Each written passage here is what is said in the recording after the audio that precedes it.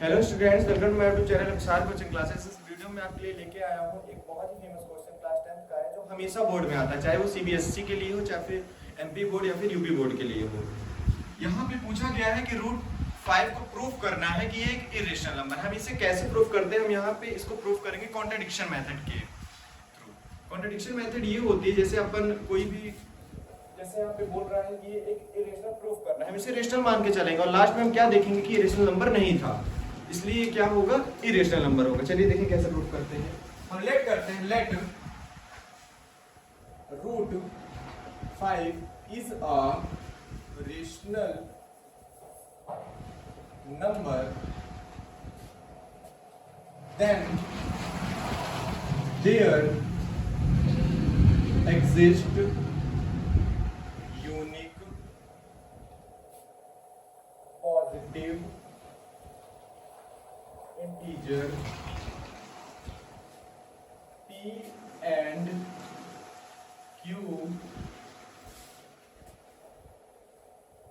where q is not equal to 0, and also p and q are co-prime number। अब इसका मतलब क्या है? ये जो मैंने लाइन लिखी, इसका मतलब क्या है? गाना ध्यान से देखो, यहाँ पे इसका मतलब क्या है। जैसे यहाँ पे बोल रहे हैं कि हमें प्रूफ करना है कि रूट 5 एक इरेशनल नंबर है, ठीक है ना। हम इसे क्या मान के चलें कि ये एक रेशनल नंबर है। अभी रेशनल नंबर मतलब कैसे है? रेशनल नंबर है अगर, तो रेशनल नंबर क्या होते हैं पता है ना, जिसको हम किसके फॉर्म में लिख सकते हैं, p अपॉन q के फॉर्म में। और p और q कैसे नंबर होते हैं? को प्राइम नंबर होते हैं। को प्राइम नंबर क्या होते हैं मैंने बताया था। को प्राइम नंबर क्या होते हैं? जैसे दो नंबर ले लो, जैसे 2 और ले लो 9 ले लो, 2 और 9 ले लो, फिर 8 और 9 ले लो। क्या ले लो? 8 और 9 ले लो। तो 8 के फैक्टर क्या होंगे? 1 2 4 8, और 9 के फैक्टर क्या होंगे? 1 3 9। इनमें कॉमन क्या है? सिर्फ 1। यानी को प्राइम नंबर वो होते हैं जिनमें ऐसे पेयर ऑफ नंबर जिसमें कॉमन फैक्टर सिर्फ क्या हो? 1, वो क्या कहलाते हैं? को प्राइम कहलाते हैं। क्या कहलाते हैं?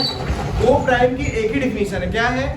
कॉमन फैक्टर, मतलब पेयर ऑफ नंबर्स में कॉमन फैक्टर सिर्फ क्या होना चाहिए? 1 होना चाहिए, उसके अलावा कुछ भी कॉमन नहीं होना चाहिए, ठीक है ना। चलो, तो अगर रूट 5 एक रेशनल नंबर है तो इसको हम किस फॉर्म में लिख सकते हैं? p अपॉन q के फॉर्म में। चलो ठीक है, तो under root 5 is equal to p upon q, ठीक है। कोई डाउट? ये तो भाई नॉर्मल सी चीजें मैंने लिखी है। देखो अब हम क्या करते हैं, अंडर रूट 5 इस q को इधर शिफ्ट कर लेते हैं, is equal to p, is equal to p।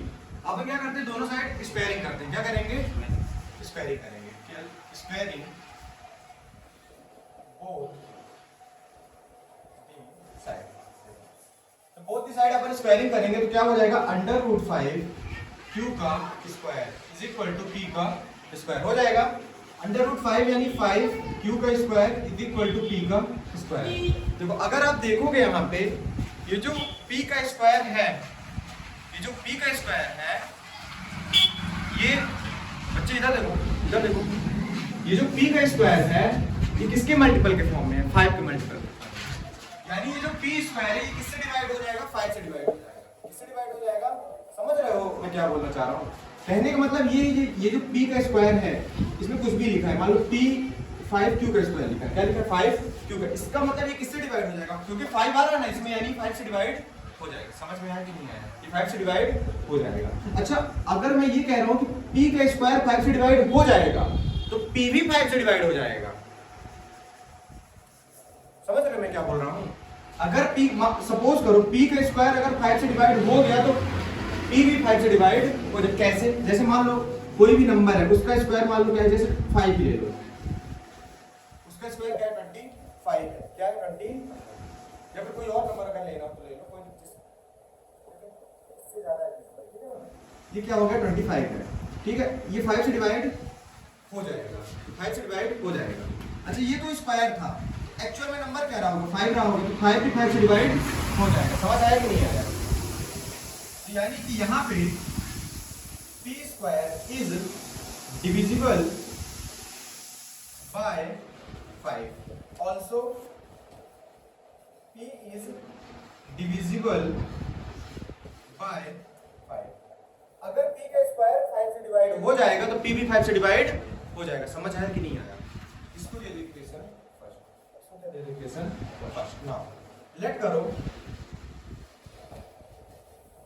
Late देखो P जो है वो 5 से डिवाइड हो रहा है, 5 से डिवाइड हो रहा है। अपन क्या मान के चलते हैं कि P जो है वो बराबर है 5 n के, इसके बराबर है 5 n के। n कोई भी नेचुरल नंबर है, ठीक है ना, कुछ भी हो गया, ठीक है ना, मतलब नेचुरल नंबर है यहाँ पे। अच्छा देखो, अगर P 5 n के बराबर है तो अपन यहाँ पे क्या रख दे 5 n, चलो रखते हैं। इसको दे दो इक्वेशन सेकंड, पुट कर दो सेकंड को इन फर्स्ट, तो इसको फर्स्ट दे दो ना, इसको सेकंड दे दो, इसको थर्ड दे दो, पुट थर्ड इन फर्स्ट, क्या हो जाएगा 5 q का स्क्वायर इज इक्वल टू, ये जो p का स्क्वायर है, p की जगह अपन क्या रखेंगे 5n का स्क्वायर। समझ आया कि नहीं आया? p की जगह हमने क्या रख दिया है 5n रख दिया, क्या रख दिया है 5n। तो ये 5 5 का क्या हो जाएगा 25, और ये क्या हो जाएगा n का square is equal to 5 q का स्क्वायर। कोई दिक्कत? इससे ये कट जाएगा, तो क्या हो जाएगा q का square is equal to 5n का स्क्वायर। q का स्क्वायर मल्टीपल है 5 का, q का स्क्वायर मल्टीपल है 5 का, यानी q का स्क्वायर किससे डिवाइड हो जाएगा 5 से, तो q भी 5 से डिवाइड हो जाएगा। ध्यान से देखना यहाँ पे q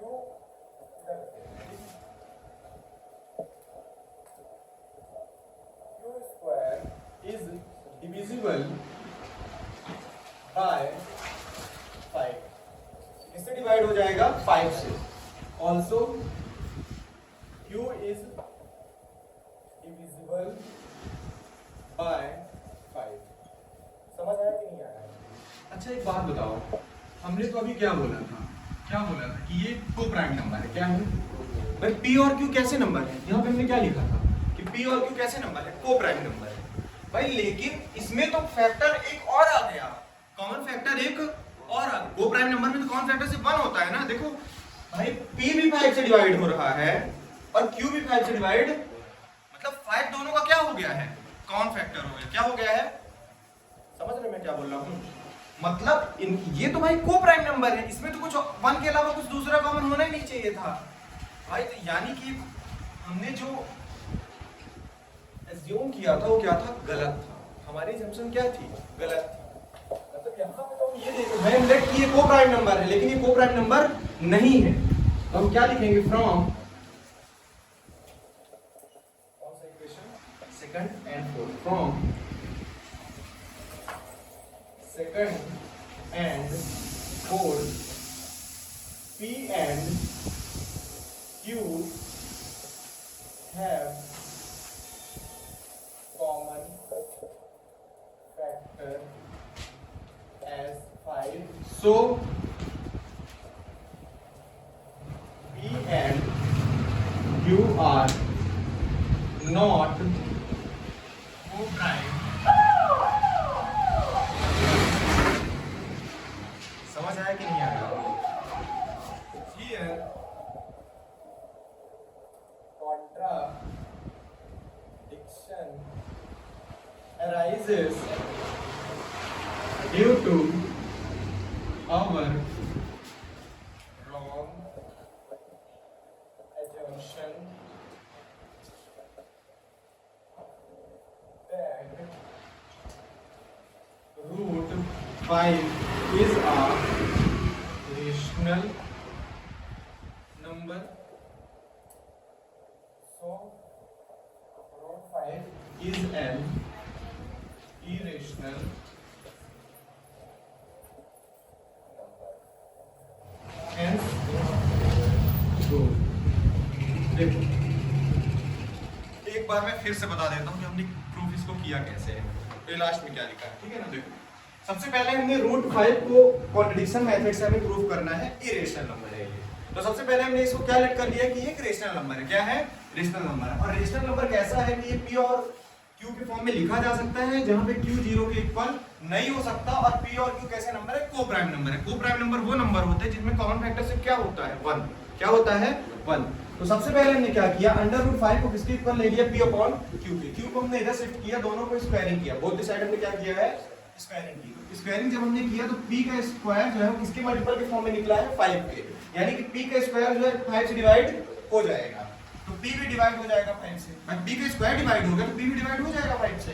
तो इसको हमने इक्वेशन सेकंड दिया, लेट किया कि अगर ये डिवाइड हो रहा है 5 से तो 5 को मल्टीपल में लेट कर लिए 5 को, p को, तो p इक्वल टू क्या हो गया 5n हो गया। हमने पुट कर दिया इस 5n को यहाँ पे, ठीक है। तो यहाँ से जब इसको सॉल्व किया तो q का स्क्वायर किसके मल्टीपल के फॉर्म में निकला 5 के, तो यानी अब q का स्क्वायर भी डिवाइड हो जाएगा 5 से और q भी डिवाइड हो जाएगा 5 से। हमने स्टार्टिंग में लेट क्या किया था कि ये तो भाई को प्राइम नंबर है, यहाँ पे कॉमन सिर्फ क्या होना चाहिए 1, कॉमन फैक्टर सिर्फ क्या होना चाहिए 1, लेकिन यहाँ पे 5 भी हो गया कॉमन फैक्टर, तो हमने क्या लिखा कि p and q है कॉमन फैक्टर एज 5।